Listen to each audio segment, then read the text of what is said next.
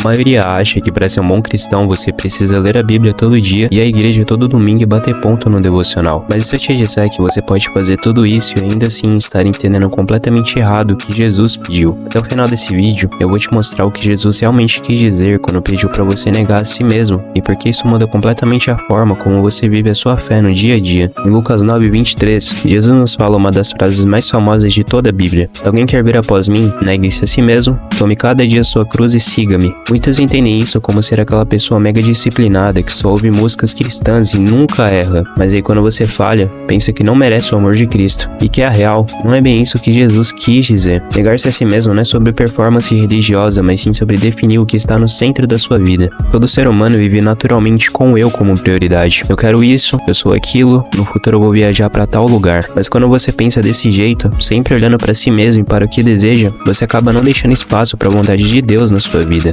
Nós, como filhos de Deus, devemos sempre priorizar a vontade do nosso Pai em cada escolha. É aqui que entra um ponto que muita gente ignora. Tem dois erros opostos quando o assunto é negar a si mesmo. O primeiro é o que eu já falei, transformar a negação em performance religiosa, achando que tudo é sobre disciplina e perfeição. Mas existe um segundo erro igualmente perigoso, que é o extremo oposto de achar que negar a si mesmo é algo opcional, que você escolhe só quando é conveniente, como se Cristo fosse um acessório da sua vida e não o centro dela. É claro que é muito mais fácil viver fazendo as nossas vontades, porque nos vemos como pessoas independentes de Cristo, como se ele fosse somente algo que escolhemos só se quisermos e que se não queremos, vida que segue. Mas não é assim, a gente não trata o oxigênio que respiramos como algo opcional e Jesus é exatamente a mesma coisa. E é justamente sobre isso que Paulo fala em Gálatas 2:20, já não sou eu quem vive, mas Cristo vive em mim, percebe? Não é uma escolha de segunda-feira quando dá vontade, é uma realidade que define quem você é. E eu não tô te falando isso só por teoria. Eu tenho um exemplo na minha vida que se encaixa perfeitamente com isso e eu vou te contar ele agora. Lá estava eu durante os primeiros momentos depois do meu nascimento, e naquela época, o Mini e eu passava por um momento bem tenso para um início de vida. Eu não conseguia respirar sem aparelho de oxigênio. Simplesmente, eu precisava deles para poder sobreviver e minha mãe ia todos os dias ao hospital me visitar. Um dia minha mãe chegou no hospital em que eu estava e me viu sentado conseguindo respirar normalmente sem nenhum auxílio médico. Na hora ela ficou espantada, mas logo caiu a ficha de que foi Deus que fez aquele milagre comigo, porque na noite anterior ela havia sonhado com aquela cena e do lado do meu berço estava Jesus Cristo e ele falou a ela que tudo ia ficar bem. Eu só te contei esse relato para te mostrar uma coisa: se Jesus não foi opcional para mim antes mesmo de eu entender o que era a vida, por que eu trataria ele como opcional agora? Isso vale para você também. Tá na hora de você liberar o comando da sua vida para Jesus e deixar que ele seja a base de todas as suas escolhas. Troque a pergunta, o que eu quero?